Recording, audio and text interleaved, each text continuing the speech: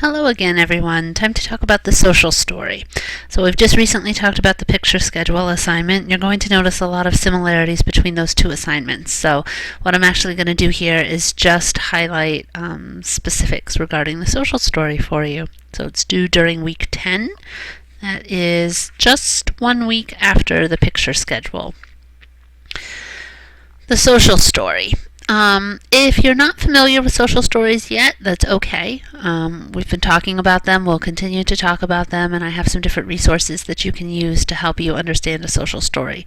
The basic idea of a social story is it's a story that you write specifically for a child or a group of children to help them understand a social situation. And you write the story about them so that it's personal to them. So you're going to create a social story for the child you're observing for your field work to help that child with a specific behavior or need, just like the picture schedule, but chances are this is going to be a different behavior or need, and it's best if it is. That way you can see how to use a couple of different tools for different types of needs. Social stories can be very useful for children with ASD, as we've been talking about. And remember, again, that this social story has to be addressing a specific need of this child.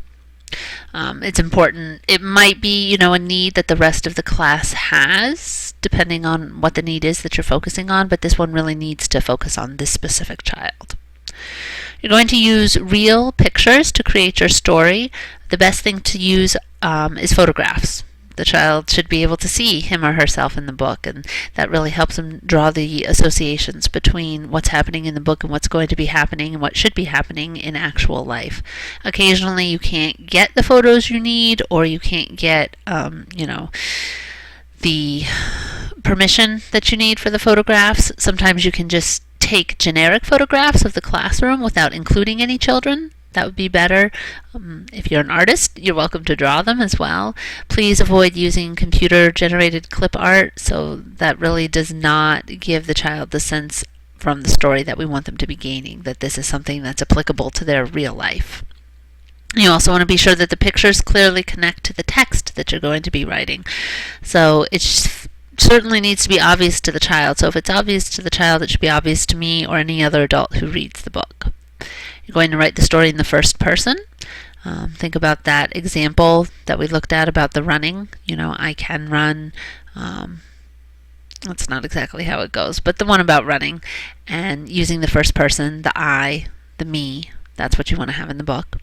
You're going to stay on topic. This is really key. So you've chosen, whatever the need is that you want to focus on with the child. Maybe it's listening to the teacher during story reading. Okay, so not even circle time, but just when the teacher is reading a book to the class, it's being able to listen and pay attention to what the teacher is talking about.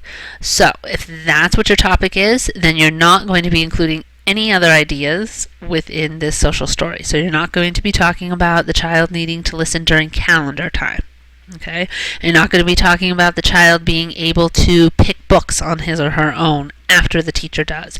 And you're not going to be talking about the child's ability to ask questions that are appropriate to the book. You're just thinking about one skill, one topic, and you're staying focused on that. It might seem straightforward, but you would be surprised how easy it is. If you're writing about something like snack time, suddenly you're also writing about hand washing, and you're writing about appropriate touching, and you're writing about appropriate voice level, and you're including all of these different skills and abilities when you really want to be teaching just one at a time for the child. So stay on topic with just the social skill you have chosen as a focus. Resist the temptation to include other related ideas in the story. Keep the story to an appropriate length. I don't really feel like there is one appropriate length for a social story. Certainly depends on the age and the ability of the child that you're writing for. And then it also depends on the skill you're writing about, exactly how you've written the story. Chances are you're going to know when the story is too long, and you're going to know when the story is too short. You need to write what needs to be written. That's how you'll know it's the appropriate length. Follow that tip sheet that I've provided for you for social stories to be sure that you include the 3 different types of sentences in your story. So again, those are descriptive, those are perspective taking, and those are directive. So the directive sentences are the ones that tell the children what to do, right? I keep my hands at my side when I wait in line. That's a directive sentence. It's easy to fall into the trap of wanting to write lots and lots and lots of directive sentences so that your social story is really, really, really telling the child what to do. But if you do that, it's kind of like you're beating the child over the head, and you're also not giving them enough context in which to put these directions that you're giving them.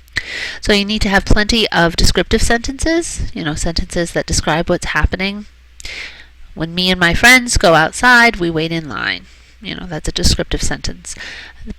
Perspective-taking sentences are those ones that help give the perspective of the child or of the people around the child, right? So, my friend is upset when I push him, or I feel happy when my friend wants to play with me. Those are perspective-taking sentences. To help me see that you've really thought about these types of sentences, when you submit your assignment, so when you submit the social story, which a lot of people scan it. You can take photos of it, just like with the picture schedule. You'll have to decide what works best for you. Sometimes you can just submit the original document for me, depending on how you've created it. If you put it in PowerPoint or something like that, I can just see the whole document. But you also need, the copy of your final book, and then you need a document into which you copy the sentences of the story and label them. So that's just a separate little document that has just the text of the book and label them the types of sentences. That will help me to see that you understand the types of sentences and that you used the appropriate balance of sentence types. And you can see that description of what the appropriate balance would be on that tip sheet. Additionally, when submitting your story, you need to write a short written reflection that answers these 3 questions. So, how or why did you choose this topic? What was the need? Why did you decide to write a social story about this skill for this child at this particular time? What perspectives, feelings, points of view, etc. of the child did you want to be sure to include in the story, and why? What was it that made you really feel like you needed to help point out to the child how the other children in the classroom were feeling, or the emotions of adults, or the emotions of the child? Why are you including those perspectives? And then what expectations regarding the targeted behavior did you want to be sure the story included?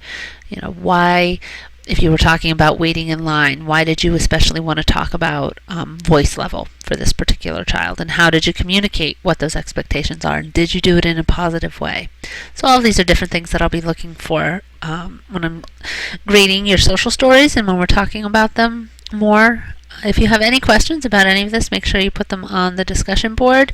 And I hope you really enjoy this assignment. It can definitely be a very valuable one. Thanks.